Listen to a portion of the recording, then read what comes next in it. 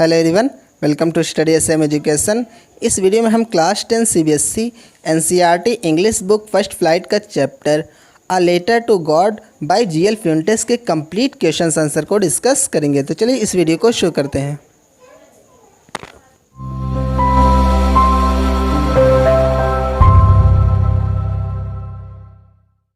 जैसे इस चैप्टर का फर्स्ट क्वेश्चन है, what did Lencho hope for, मतलब जो लेंचो था उसको किसकी उम्मीद थी, मतलब वो क्या चाह रहा था, वो किस चीज़ की उम्मीद कर रहा था। तो इसका आंसर क्या हो जाएगा, Lencho hoped for a good rain, मतलब जो लेंचो था एक अच्छी बारिश के लिए होप कर रहा था।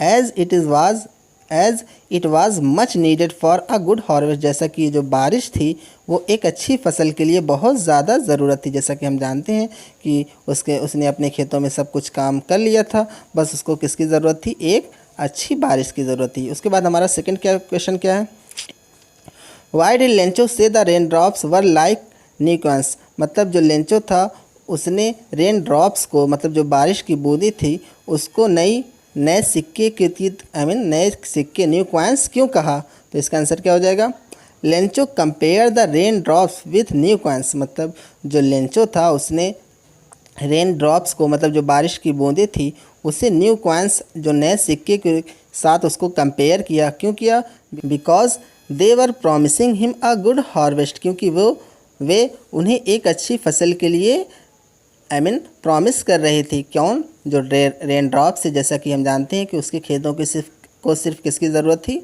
रेन ड्रॉप्स की ज़रूरत थी। अब बारिश हुई, बारिश होने की वजह से जो उसकी फसल है वो एक अच्छी फसल होगी, और जिसकी वजह से रिजल्टिंग इन मोर प्रॉस्पेरिटी, और जिसकी वजह से उसका रिज़ल्ट क्या होगा कि जो उसका पैसा है वो और ज़्यादा समृद्धशाली हो जाएगा। तो इसलिए उसने क्या किया, जो रेन ड्रॉप्स थी उसको न्यू कॉइन्स कहा। उसके बाद हमारा थर्ड क्वेश्चन है, how did the rain change, मतलब जो रेन थी वो कैसे चेंज हुई, जो बारिश का रुख था वो कैसे बदला। What happened to Lencho's field, Lencho की फील्ड के साथ क्या हुआ। तो इसका आंसर क्या हो जाएगा, the rain changed into hailstones as a strong wind began to blow and huge hailstones began to fall along with the rain, मतलब क्या हुआ था, जो रेन थी वो किस में बदल गई थी, हेल स्टोन में बदल गई थी। As a strong wind began to blow, और क्या हुआ था, उसी के साथ साथ तेज़ हवा भी चलने लगी थी। And huge hailstones began to fall along with the rain, और रेन के साथ साथ बारिश के साथ साथ बड़े बड़े जो ओले थे, हेल स्टोन्स थे, वो भी गिरना शुरू हो गए थे। All the crops in Lencho's field got destroyed, मतलब लेंचो की फील्ड की जितनी भी क्रॉप्स थी, क्रॉप्स क्या होता है, जैसा कि हम जानते हैं क्या होता है, फसल होता है। तो लेंचो की फील्ड की जितनी भी क्रॉप्स थी वो क्या हो गई थी, डिस्ट्रॉयड हो गई थी, नष्ट हो गई थी। Because of the weather condition, किसकी वजह से, वेदर की कंडीशन की वजह से, मौसम की कंडीशन की वजह से जो लेंचो की फील्ड थी वो पूरी तरीके से डिस्ट्रॉयड हो गई थी। उसके बाद हमारा फोर्थ क्वेश्चन है, what were Lencho's feeling when the hell stopped, मतलब लेंचो की फीलिंग कैसी थी जब जो ओले थे वो रुक गए थे, जब ओले पड़ना बंद हो गए थे, रुक गए थे, तो लेंचो की फीलिंग कैसी थी। तो इसका आंसर क्या हो जाएगा, Lencho was filled with grief after the hell stopped, मतलब हेल स्टॉप्ड होने के बाद, मतलब ओले पड़ना बंद होने के बाद जो लेंचो था वो दुख से भर गया था। एज एवरीथिंग वाज रियून्ड, जैसा कि सब कुछ क्या हो गया था, बर्बाद हो गया था, रियून्ड हो गया था। And there was nothing that, और वहाँ कुछ भी नहीं था, मतलब वहाँ पे कहने का मतलब ये है कि वहाँ पे कोई नहीं था, that he could feed his family with, जिससे वह अपनी फैमिली को फीड कर सके, अपनी जो फैमिली का है उसका पेट भर सके। He could seek a bleak future for him and his family, और वह अपना और अपने फैमिली का एक ब्लीक फ्यूचर, ब्लीक का मतलब क्या होता है, निराशाजनक, काफ़ी उदास, एक निराशाजनक एक सैड फ्यूचर देख सकता था। उसके बाद हमारा फिफ्थ क्वेश्चन है, हु और what did Lencho have faith in, मतलब लेंचो को कौन या किसमें फेथ था। वाट डिड ही डू, और उसने क्या किया। तो इसका आंसर क्या हो जाएगा, Lencho had firm faith in God, मतलब लेंचो को गॉड में फर्म फेथ, मतलब दृढ़ विश्वास था। ही बिलीव, वह मानता था, दैट गॉड सीज एवरीथिंग, कि गॉड जो है वो सब कुछ देख सकते हैं। Even what is deep in one's conscious, यहाँ तक कि किसी की अंतरात्मा के अंदर क्या है वो भी देख सकते हैं। And help everyone in one's problems, और सभी को उनकी प्रॉब्लम्स में हेल्प करते हैं, मदद करते हैं। उसके बाद he wrote a letter to God, मतलब उसने क्या किया, तो इसका आंसर क्या हो जाएगा, he wrote a letter to God, उसने गॉड को एक लेटर लिखा, एक पत्र लिखा, डिमांडिंग हिम 100 पेसोस, किस लिए लिखा था, वो 100 पेसोस के लिए डिमांड कर रहा था, किस लिए, to sow his field again, अपने फील्ड को, अपने खेत को फिर से बोने के लिए। अब बच्चों ये जो हमारा आंसर है इसको हम और थोड़ा सा बढ़ा सकते हैं। जैसा कि हम जानते हैं कि लेंचो ने 100 पेसोस की डिमांड सिर्फ अपने खेतों को बोने के लिए ही नहीं की थी, बल्कि इसलिए भी की थी, उसका जैसा कि हम जानते हैं कि उसका जो पूरी फील्ड थी, उसका पूरा खेत बर्बाद हो गया था, रुइंड हो गया था, अब उसके पास खाने के लिए कुछ नहीं बचा हुआ था। तो इसलिए उसने 100 पेसोस की डिमांड किस लिए की थी, to sow his field again, और उसके बाद हम बढ़ाएंगे क्या, एंड टू लिव, और तब तक जीने के लिए, अंटिल द क्रॉप्स कम्स, मतलब to live until the crops comes, इसको हम अपनी तरीके से और अपनी तरफ से और थोड़ा बढ़ा लेंगे इस आंसर को। तो इस तरह से हमारा ये जो आंसर है वो पूरी तरीके से अच्छी तरीके से कंप्लीट हो जाएगा। क्या हमें बढ़ाना है, टू लिव, और तब तक जीने के लिए, अंटिल द क्रॉप्स कम्स, मतलब to live until the crops comes, इसको हमें बढ़ाना है। उसके बाद हमारा 6th क्वेश्चन है, हु रेड द लेटर, मतलब जो लेटर था उसको किसने पढ़ा।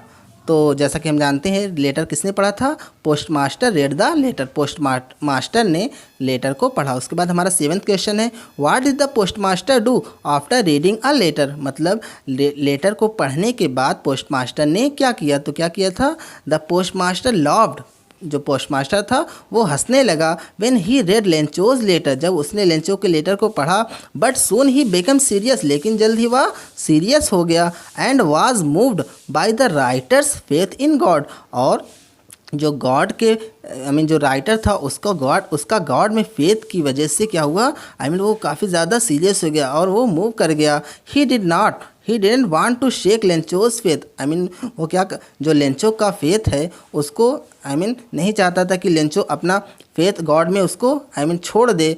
सो he decided to collect money and send it to Lencho on behalf of God, इसलिए उसने गॉड की तरफ से लेंचो को पैसा भेजने के लिए मनी को कलेक्ट करने का, इकट्ठा करने का निश्चय किया। उसके बाद हमारा 8th क्वेश्चन है, was Lencho surprised to find a letter for him with money in it, मतलब क्या लेंचो अपने लिए लेटर और उसके अंदर पैसा पाकर सरप्राइज्ड हुआ।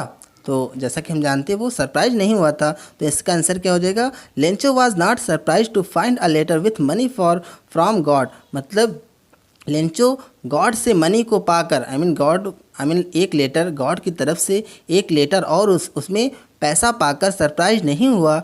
एज ही बिलीव्ड दैट, जैसा कि उसका वो मानता था, उसका फर्म फेथ था, उसका दृढ़ विश्वास था कि एज ही बिलीव्ड दैट, जैसा कि वो उसे विश्वास था कि God will help him, God उसे उसकी मदद करेंगे। जैसा कि यहाँ पे बच्चों क्या लिखा हुआ है, विल, तो आपको यहाँ पे विल की बजाय वुड कर लेना है, क्योंकि जब हम आंसर लिखते हैं तो वो स्टोरी हमें पता हो जाती है। जैसा कि हम जानते ही हैं कि मतलब जो जो क्वेश्चन हमें जिस टेंस में पूछा जाए वो हमें आंसर भी उसी टेंस में देना है। तो यहाँ पे हम विल की पास्ट फॉर्म वुड यूज़ कर लेंगे।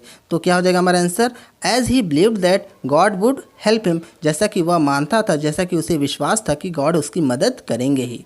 उसके बाद हमारा 9th क्वेश्चन है, व्हाट मेड लेंचो एंग्री, मतलब वो क्या चीज़ थी जिसने लेंचो को एंग्री कर दिया, क्रोधित कर दिया। तो इसका आंसर क्या हो जाएगा, there were only 70 pesos in envelope, मतलब एनवलप में जो लिफाफा था उसमें सिर्फ 70 पेसोज थे। Whereas Lencho had demanded 100 pesos, जबकि लेंचो ने 100 पेसोज के लिए डिमांड किया था। The difference in the amount made him angry, मतलब जो अमाउंट थी, जो रकम थी, उसमें डिफरेंस की वजह से वो क्या हो गया था, एंग्री हो गया था। उसके बाद हमारा थिंकिंग अबाउट द टेक्स्ट है जो पेज नंबर 7 और 8 पर है। इसका फर्स्ट क्वेश्चन है, who does Lencho have complete faith in, मतलब लेंचो को पूरा फेथ, कंप्लीट विश्वास किसमें था। Which sentence in story tell you this, मतलब इस स्टोरी का कौन सा ऐसा सेंटेंस है जो आपको यह बताता है। जैसा कि बच्चों हम जानते हैं कि आपकी जो एग्ज़ाम में क्वेश्चन पूछे जाते हैं, जिस हिसाब से जितने वर्ड्स के कहा जाए उतने ही वर्ड्स में लगभग, अगर मान लीजिए आई मीन 80 वर्ड्स का है तो ज़्यादा नहीं, या आप 90 लिख सकते हैं, 100 लिख सकते हैं, या फिर 70 पर ही रह सकते हैं। लेकिन ऐसा नहीं है कि अगर 80 वर्ड्स में पूछा जाए तो आप चलें उसको हम आंसर आई मीन 150 में करने लगे, तो इस तरह से हमें नहीं करना है। जिस तरह से, क्योंकि जो एग्ज़ाम में जो टाइम होता है आई मीन हमारे पेपर के अकॉर्डिंग ही होता है, तो हमें टाइम के अकॉर्डिंग और उसके क्वेश्चन किस तरह से पूछा गया उसके अकॉर्डिंग ही अपने सेंटेंस को, अपने आंसर को लिखना है। ऐसा नहीं है कि जैसे कि यहाँ पे क्या है, इतना बड़ा सा आंसर दिया है तो आपको जो याद रहे, जितने वर्ड्स में पूछा जाए उतने ही वर्ड्स में इसका आंसर आपको लिखना है कोशिश करके। यहाँ पे जो क्वेश्चन आंसर इसलिए बताए जाते हैं, पढ़ाए जाते हैं, ताकि आपको आइडिया हो जाए कि हमें इसका क्वेश्चन किस तरह से लिखना है। ऐसा नहीं कि हम इतना बड़ा क्वेश्चन का चलें आई मीन उसको अच्छी तरीके से लर्न करें, उसका रट्टा मारे, ऐसा कुछ हमें नहीं करना है। अगर किसी का जो जहन अच्छा है रट्टा मारने में, तो वो रट्टा भी मार सकता है, अच्छे से पढ़ भी सकता है, उसको लर्न कर सकता है। लेकिन कोशिश करना है हमें कि हमें अपने से आंसर लिखना है, कोई स्टोरी की बहुत अच्छी तरीके से पढ़ना है, क्वेश्चन आंसर को भी अच्छी तरीके से पढ़ना है, और एग्ज़ाम में जिस तरीके से जिस हिसाब से क्वेश्चन पूछे जाएं उसी के अकॉर्डिंग हमें आंसर को लिखना है। तो चलिए अपना देखते हैं, अपना आंसर देखते हैं। तो हमारा आंसर क्या हो जाएगा, Lencho has complete faith in God, मतलब लेंचो को गॉड में कंप्लीट फेथ था, as he is instructed that, जैसा कि उसको आई मीन दिशा निर्देशित था कि गॉड नोज़ एवरीथिंग, जो गॉड है वो सब कुछ जानते हैं, and helps us in our problems, और हमारी प्रॉब्लम्स में हमारी मदद करते हैं। There are few sentences which shows this, मतलब यहाँ पे कुछ सेंटेंसेस दिए गए हैं जो हमें यह दिखाते हैं कि, जैसे फर्स्ट सेंटेंस क्या है, but in the hearts of all who lived in that solitary house in the middle of the valley, लेकिन उन सभी के दिलों में जो उस वैली के बीचों बीच एकांत घर में रहते थे, there was a single hope, एक अकेली उम्मीद थी। वो उम्मीद कौन थी, हेल्प फ्रॉम गॉड, ईश्वर से मदद। ये हमारा सेंटेंस हो गया पहला। उसके बाद हमारा जो सेकंड सेंटेंस है, ऑल थ्रू द नाइट, पूरी रात Lencho thought only of his one hope, Lencho ने अपनी अकेलौती उम्मीद के बारे में सोचा। द हेल्प ऑफ गॉड, ईश्वर की मदद। हुज आइज, जिसकी आंखें, as he had been instructed, जैसा कि वह उसे आई मीन दिशा निर्देशित थी, आई मीन ऐसा लगता था कि वो क्या है, दिशा निर्देशित हैं। सी एवरीथिंग, सब कुछ देख सकती थी। Even what is deep in one's conscience, किसी की, यहाँ तक कि किसी की अंतर आत्मा के अंदर क्या है, मतलब उसका मानना था कि जो गॉड है आई मीन सब कुछ देख सकते हैं, यहाँ तक किसी की अंतर आत्मा के अंदर क्या है वो सब कुछ उसमें आई मीन जो गॉड है वो सब कुछ देख सकते हैं। तो ये सब चीज़ें आई मीन लेंचो का ऐसा मानना था। लेंचो इस तरह से उसे आई मीन इस तरह से वो पला बड़ा था कि उसका ऐसा विश्वास था। उसके बाद हमारा जो अगला नेक्स्ट सेंटेंस है, गॉड ही रोट, उसने लिखा, आई मीन जो उसने लेटर के अंदर लिखा था वो वाला सेंटेंस है। गॉड ही रोट, उसने लिखा, if you don't help me, यदि आप मेरी हेल्प नहीं करेंगे, my family and I will go hungry this year, तो मैं और मेरी फैमिली और मैं इस साल भूखे ही रहेंगे। तो इस तरह से ये सेंटेंस हो गया। उसके बाद हमारा जो नेक्स्ट सेंटेंस है, he wrote to God on the envelope, उसने एनवेलप पर टू गॉड लिखा, I mean as a address के रूप में उसने क्या लिखा था, टू गॉड लिखा। Put the letter inside and still troubled went to town, और वो अपने जो लेटर था उसको अपने बगल में लिखा, और वो लगातार परेशान होकर ही वो कहाँ गया था, टाउन में गया था। तो ये सेंटेंस हो गया। उसके बाद हमारा नेक्स्ट सेंटेंस है, God could not have made a mistake, God कभी मिस्टेक नहीं कर सकते, गलती नहीं कर सकते। Nor could he have denied, ना ही वो कभी डिनाइड कर सकते हैं, मना कर सकते हैं। लेंचो, मतलब लेंचो को ना ही कभी वो मना कर सकते हैं। वाट ही हैड रिक्वेस्ट, जिसके लिए लेंचो ने आई मीन उसने रिक्वेस्ट किया था। उसके बाद हमारा सेकंड क्वेश्चन है, why does the postmaster send money to Lencho, मतलब पोस्टमास्टर ने लेंचो को मनी क्यों भेजा। Why does he sign the letter God, मतलब उसने गॉड लेटर पर आई मीन जो लेटर था उस पर गॉड का साइन क्यों किया। तो इसका आंसर क्या हो जाएगा, the postmaster send money to Lencho in order to keep Lencho's faith in God alive and firm, मतलब लेंचो पोस्टमास्टर जो था उसने लेंचो को मनी इसलिए भेजा ताकि वो लेंचो का जो फेथ है गॉड में उसको अलाइव रख सके और मजबूत रख सके।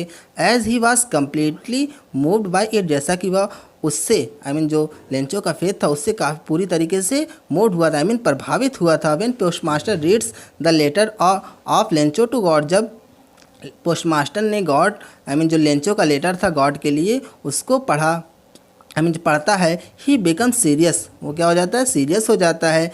And does not want to shake his faith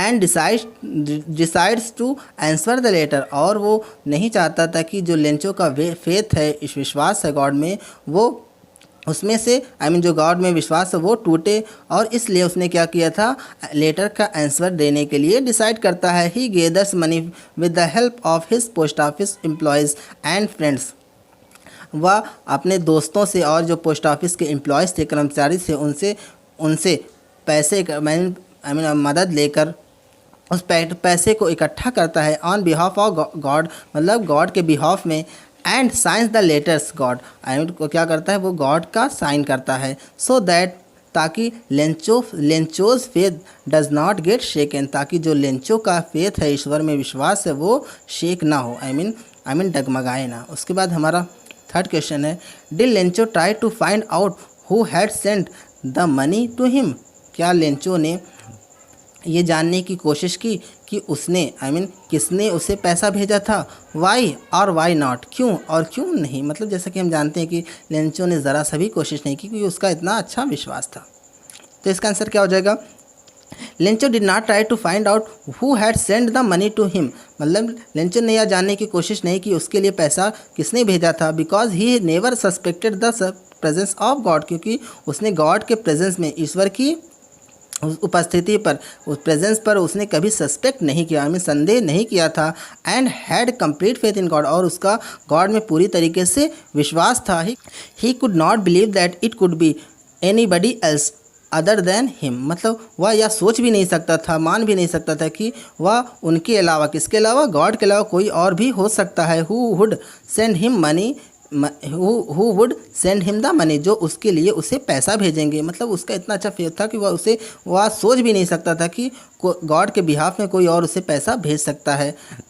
his faith in God was so strong that, God में उसका फेथ इतना स्ट्रांग था, इतना मजबूत था कि ही बिलीव्ड दैट, वह मानता था कि he had send money to him for his help in his problem, की उन्होंने, मतलब किसने, गॉड ने उसकी प्रॉब्लम में उसकी मदद करने के लिए उसके लिए पैसा भेजा है। तो इस तरह से हमारा थर्ड क्वेश्चन का आंसर हो जाएगा। उसके बाद हमारा फोर्थ क्वेश्चन है, who does Lencho think has taken the rest of the money, मतलब लेंचो ने किसे सोचा कि उसका जो बचा हुआ पैसा है वो किसने ले लिया है। What is the irony in the situation, इस सिचुएशन में, इस स्थिति में अर्नी क्या है, जैसे कि हम जानते हैं, जैसे यहाँ पे अर्नी का मतलब भी बताया गया है। रिमेंबर दैट, याद रखो कि the irony of a situation, मतलब किसी सिचुएशन की irony is an unexpected aspect of it, इसका एक अनएक्सपेक्टेड ऐसा पहलू होता है जो जिसकी हम एक्सपेक्टेशन नहीं कर सकते हैं। An ironic situation is strange, मतलब जो अर्निंग सिचुएशन होती है, जिसे इसको हम हिंदी में विडंबना बोलते हैं। An ironic situation is strange और अमेजिंग, मतलब जो अर्निंग सिचुएशन होती है वो स्ट्रेंज होती है, अलग तरीके से, और अमेजिंग होती है, because it is the opposite of what is expected, क्योंकि जो अर्निंग होती है वो जो हम एक्सपेक्ट करते हैं वो उसके अपोजिट होती है। जैसे कि बच्चों को हम जानते हैं कि जो पूरा पैसा किसने भेजा था, जो पोस्ट ऑफिस के एम्प्लॉयज़ थे उन्होंने भेजा था, लेकिन लेंचो ने क्या किया था, उसने कहा था कि आप इसे गॉड से, जब उसने सेकंड लेटर लिखा तो उसमें उसने रिक्वेस्ट किया, गॉड से कहा कि आप इसे मेल से मत भेजिएगा, क्योंकि जो पोस्ट ऑफिस के एम्प्लॉयज़ हैं, जितने भी हैं, वो क्या हैं, ये जो पोस्ट ऑफिस में बंच ऑफ क्रूक्स, मतलब बेईमान से, चोर और बेईमानों से भरे हुए हैं, मतलब उसने इस तरीके से उसकी विडंबना की थी। तो ऐसा कि ऐसा तो नहीं है कि जो उस पोस्ट ऑफिस के एम्प्लॉयज़ बंच ऑफ क्रूक्स थे, बेचोर और बेईमान थे, बल्कि उन्होंने ही पैसे को भेजा हुआ था, बस पैसा कम हो गया, तो इसलिए इस तरह से ये जो सिचुएशन बन रही है वो क्या है, एक आयरनी सिचुएशन है। इसकी एक्सपेक्टेशन किसी को नहीं थी, लेकिन ये जो सिचुएशन थी वो एक्सपेक्टेशंस के अपोजिट थी। तो इसका आंसर क्या हो जाएगा, लेंचो थिंक्स दैट, लेंचो ने सोचा, वैसे यहाँ पे लेंचो थॉट दैट होता तो ज़्यादा अच्छा लगता, लेकिन यहाँ पे हम, जैसा कि मैंने पहले ही बताया है कि क्वेश्चन जिस सेंटेंस में पूछा जाए हमें आंसर भी उसी सेंटेंस में देना है। तो यहाँ पे जैसा हम देख सकते हैं कि हु डज़ लेंचो, ये सिंपल प्रेजेंट में है, इसलिए इसका आंसर भी हमको सिंपल प्रेजेंट में ही लिखना है। तो क्या हो जाएगा हमारा आंसर, जो दिया है वही होगा।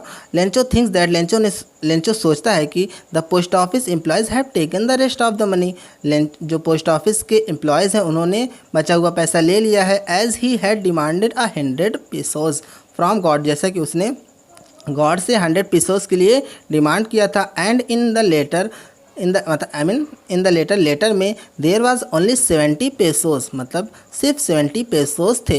And God can not make such a mistake, और गॉड कभी इस तरह की मिस्टेक नहीं कर सकते हैं। सो ही एज्यूम दैट, इसलिए उसने एज्यूम किया कि they have stolen the money, कि उन्होंने मनी को चुरा लिया है। The irony in the situation is that, मतलब इस सिचुएशन में आयरनी ये है कि Lencho suspect those people, Lencho उन लोगों पर संदेह करता है who helped him in his problem and tried to keep his faith alive in God, जिन्होंने उसकी प्रॉब्लम में उसकी हेल्प की और गॉड में उसका विश्वास बनाए रखने की के लिए जिन्होंने कोशिश की, उन लोगों पर वो सस्पेक्ट करता है।